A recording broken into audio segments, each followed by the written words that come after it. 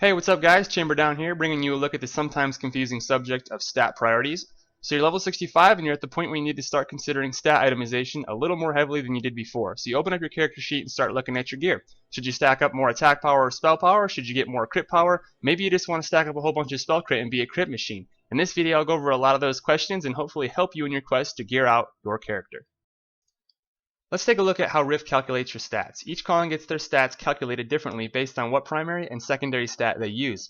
For instance, rogues get 75% of their dexterity and 25% of their strength converted to an attack power bonus, while warriors get the exact opposite, 75% of their strength and 25% of their dexterity.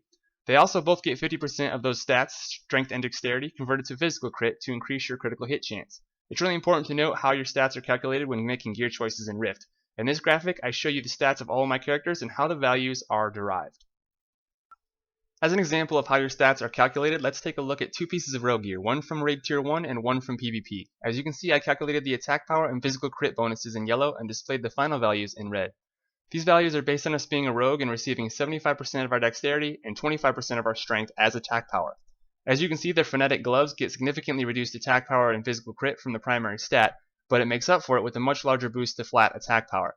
In the end, this is why players generally recommend you don't stack up a bunch of PvP gear, because in this scenario we only lose around 70 physical crit, but imagine if you had 10 plus pieces of PvP gear. You could lose out on 1000 plus physical crit, which adds up to a fairly sizable crit chance loss. When calculating whether an item would be an upgrade or not, I recommend you write down the stat values and perform the conversions to compare. That is unless of course the upgrade item is hands down much better than the previous piece.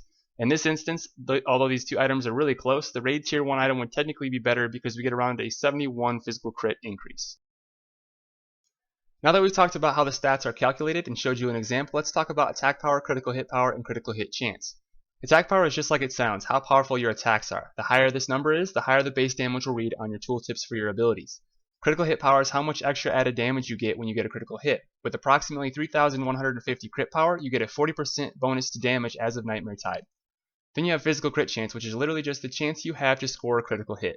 You probably heard people asking for stat weights for a particular build and talking about stacking crit power to cap, as those are pretty common conversations when it comes to gear optimization, so let's discuss those things briefly.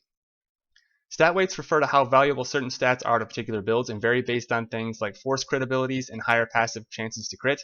For instance, every 30 seconds the Cleric's Inquisitor Soul gets a skill they can use called Fanaticism that forces the next ability to critical hit. After that, they get 3 stacks of a buff called Zealotry that increase their crit chance by 10% per stack. They also get a reset ability named Radical Coalescence that applies that very same buff again once every 2 minutes. This doesn't even touch the fact that they also get passive crit chance bonuses from the Soul Tree and from the Synergy Crystal, as well as from the buffs like you see displayed here.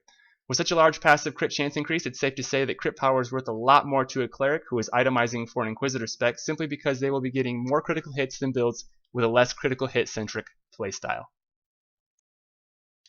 So all that said, how should you itemize? Well, the default stat weight formula is usually represented with something along these lines here, and then modified based on the build's passive and active abilities like we discussed before. For instance, healing builds typically place lower weights on crit power and physical crit or spell crit than they do on attack power or spell power, simply because healers want to have reliable healing and not rely on the burst from the occasional crit, which is where crit power would shine.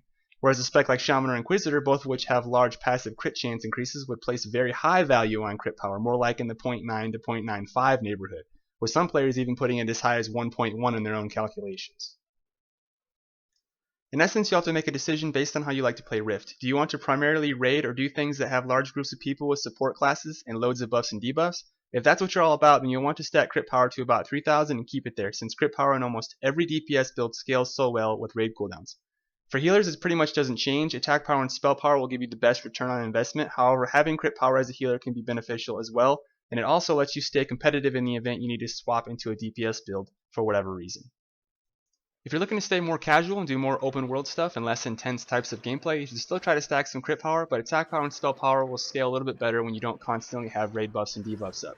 Ultimately, you'll want to take a look at your build to see what kind of crit chance modifiers and abilities you have to take advantage of that extra crit power before you start itemizing. I hope this was helpful in showing you some of the options you have for stat itemization and how the system works. As always, if you have questions, please leave them in the comments, and if you enjoyed this video, please don't forget to like and subscribe, and I will see you guys next time.